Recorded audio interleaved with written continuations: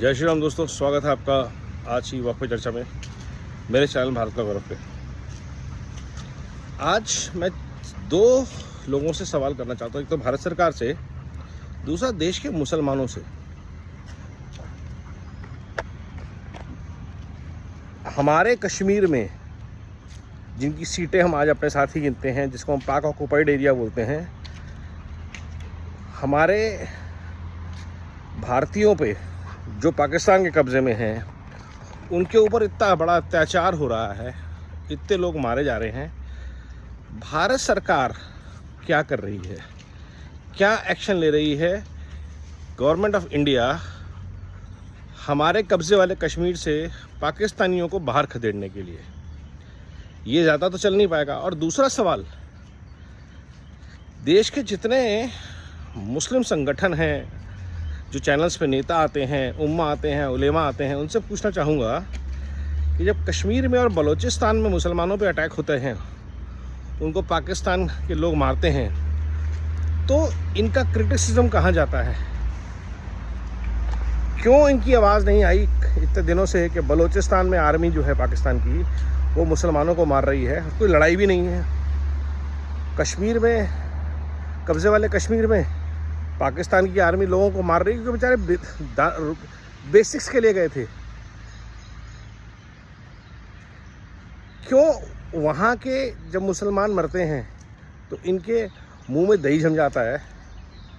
वो हमारे वो या मुसलमान नहीं है, या कश्मीर के मुसलमानों को आप इंडियंस नहीं मानते, हिंदुस्तानी नहीं मानते? दोनों में से एक ही बात होगी। वैसे यहाँ पे आप कुछ भी होएगा तो आप दुनिया जहान का हल्ला पीटना शुरू कर देते हैं। दुनिया में कहीं भी होगा तो वो उम्मा हो जाती है। ममदानी जब जीतता है तो आपका हो जाता है, लेकिन जब पाकिस्तान की आर्मी मार रही है लोगों को तो आपकी नहीं है, तब उसका क्रिटिसिज्म नहीं कर सकते आप।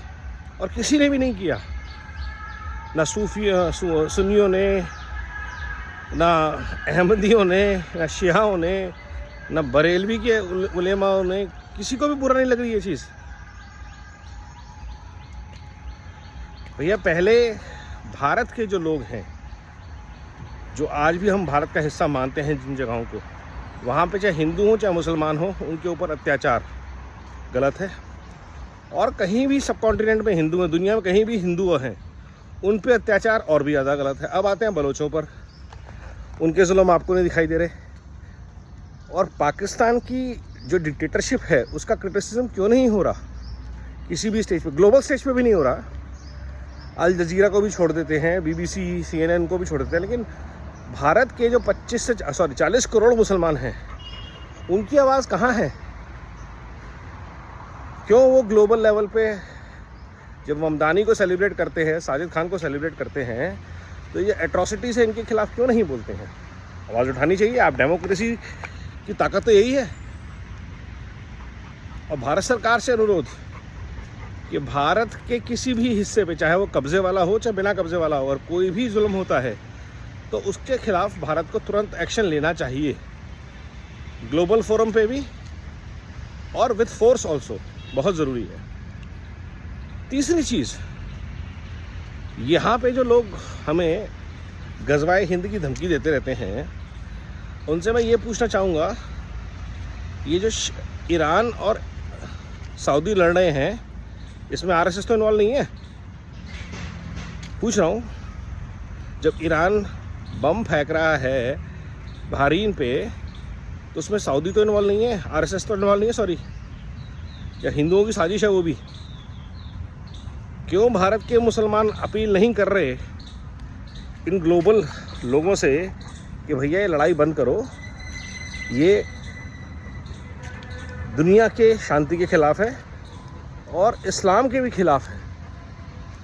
आप लोग ये तो अपील कर ही सकते हैं। I think India's Muslim population should rise and become the voice of peace across the world, specially the middle east. क्योंकि एक भारत ही ऐसा देश में जहाँ हर तरह के मुसलमान, हर तरह का सेक्ट, शिया, सुन्नी, अहमदिया, बोहराज, और भी जो 50 तरह के हैं, अलग अलग जातें, सब शांति से रहते हैं, क्रिश्चियंस भी। फारसी भी, और हिंदू तो रहते ही हैं, जैन सिख। तो आज वक्त है कि भारत के मुसलमान दुनिया भर में शांति की अपील करें और जो अत्याचार हो रहा है उसके खिलाफ आवाज़ उठाएं। नमो भारत, वंदे मातरम, जय हिंद।